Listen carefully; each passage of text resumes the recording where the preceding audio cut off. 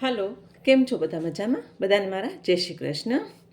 આ શું છે તમને બધાને ખ્યાલ છે? કોને કોને ખ્યાલ છે? આને શું કહેવામાં આવે છે? અને આ શું છે અને કોણે કોણે ખાધું છે એ મને કમેન્ટમાં કહેજો. હવે હું તમને કહું આ શું છે. આ ચકોતરો છે. ચકોતરો એક જાતનો ફળ છે. એ ખાટો મીઠો એવો સરસ આવે છે. કહે છે ને લીંબુની પ્રજાતિ હોય ને એવી રીતે લીંબુનો કહેવાય, મોટો લીંબુ આપણે કહીએ ઘણીવાર, તો એ રીતનો ચકોતરો છે.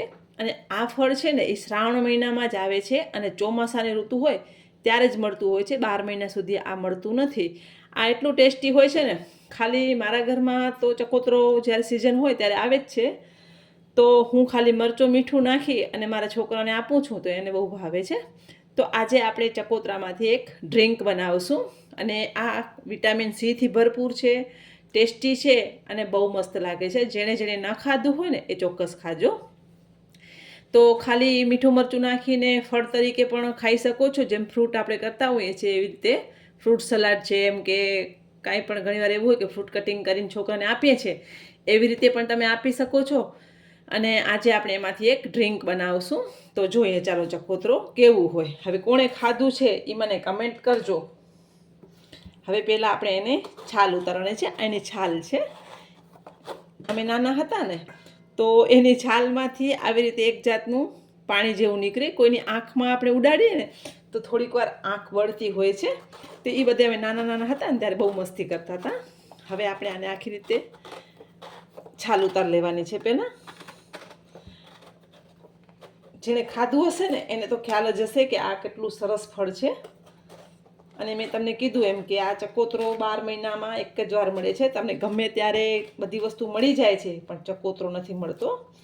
અત્યારે મેં લીધું છે એ થોડુંક વ્હાઈટ કલર જેવું છે, પણ આમાં પિંક કલર પણ આવતું હોય છે. ઘણીવાર પિંક કલરનું અંદરથી નીકળે છે, ઘણીવાર વ્હાઈટ કલરનું નીકળે છે, પણ એમાં કોઈ ટેસ્ટમાં ફરક નથી હોતું. ઘણીવાર કહેવાય છે ને આ તો બંધ નારિયેલ છે, આનામાં આપણે કાંઈ ખ્યાલ ન પડે, કપાવીએ તો જ આપણે ખબર પડે કે અંદરથી પિંક છે કે વ્હાઈટ છે. તો તમે એવી રીતે ટ્રાય કરીને પણ લઈ શકો છો. જેની પાસે લ્યો એને કહેવાનું કે આ મને કાપીને બતાવો કેવું છે, પિંક છે કે વ્હાઈટ છે. તમને જે ગમતું હોય તમે લઈ શકો છો. બાકી ટેસ્ટમાં બેમાંથી એકેમાં ફરક નથી હોતું.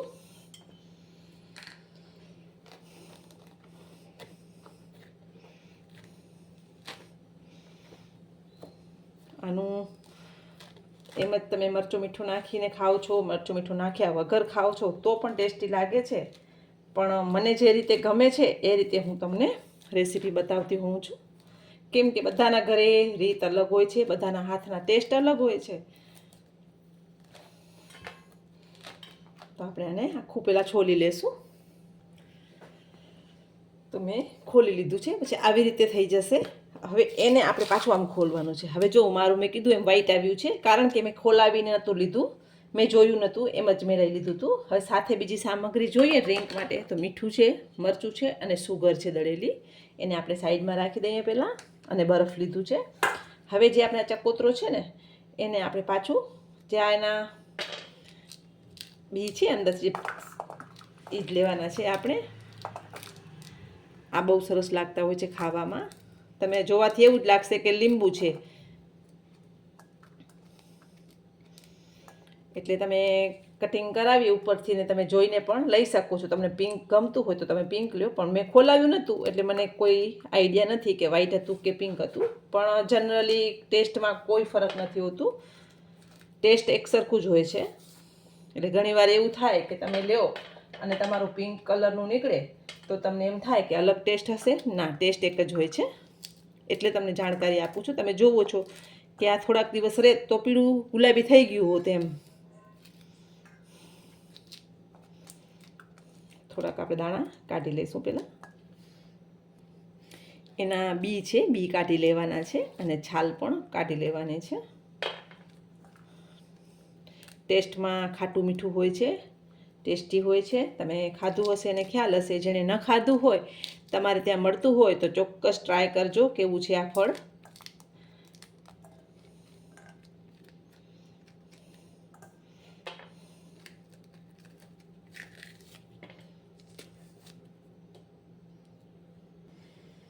હવે આપણે જેટલું જરૂર છે એટલું મેં કાઢી લીધું છે.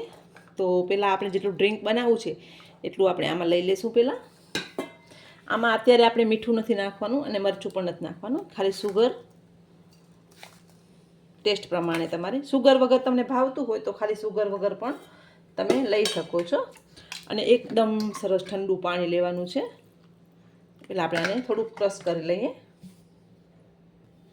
આપણે ક્રશ કરી લીધું છે.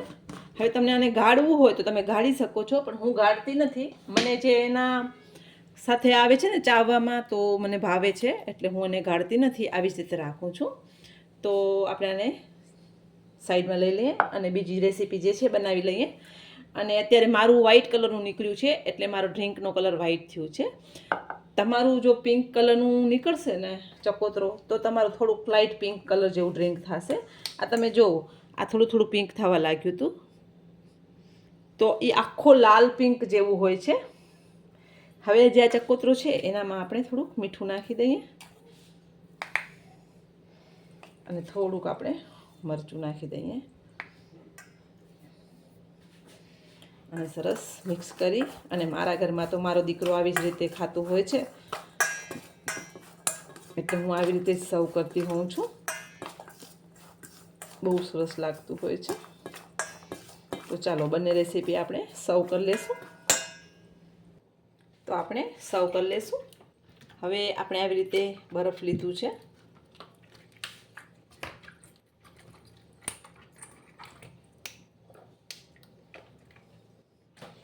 મારી પાસે આવી રીતે બરફ બોલ છે, મારી પાસે આવું મોલ્ડ છે, એટલે મારી પાસે આવું બરફ છે. તમારા પાસે જે હોય તમે લઈ શકો છો.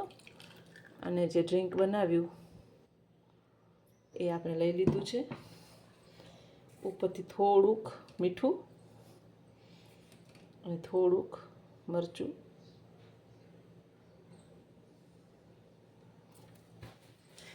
એકદમ સરસ એવું ડ્રિંક આપણું સરસ છે. બહારના તમે જે છોકરાઓને ફેન્ટા છે કે થમ્સઅપ છે કે માજા કાંઈ પણ પીવડાવતા હો છો, એના કરતાં તમે ઘરે નેચરલી ડ્રિંક કરીને છોકરાઓને આપશો ને તો છોકરા પણ ખુશ થઈ જશે અને ટેસ્ટી બને છે.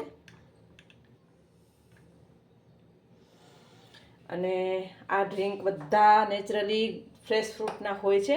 અને તમને આમાં ભાવતું હોય તો તમે આમાં ફુદીનો પણ નાખી શકો છો. તો ફુદીનાના 2-3 પાન લઈ અને જ્યારે આપણે ક્રશ કર્યું ત્યારે સાથે ક્રશ કરી લેવાનું છે. તો રેડી છે આપણું ચકોતરાનું ડ્રિંક. બહુ સરસ છે, હેલ્ધી છે, ટેસ્ટી છે અને રિફ્રેશિંગ લાગે છે. બહુ મજા આવે છે પીવાની. તો આને ઠંડુ કરીને સર્વ કરવાનું હોય છે. અને તમારા ઘરે ગેસ્ટ આવે તો આ રેસીપી ચોક્કસ બનાવીને આપજો. બધાને નવું લાગશે અને બધાને ભાવશે પણ. અને આવી રીતે તમે બનાવીને છોકરાઓને નાસ્તામાં આપી શકો છો, કે છોકરાઓ હાથે ફરતે ફ્રૂટ ના ખાતા હોય તો આવી રીતે બનાવીને તમે આપી શકો છો. સ્કૂલના ડબ્બામાં આપી શકો છો. અને તમારું છોકરું જે રીતે ખાતું હોય એ રીતે તમે એને ખવડાવી શકો છો. તો આ રેસીપી ચોક્કસ તમારા ઘરે બનાવજો. બધાને મારા જય માતાજી.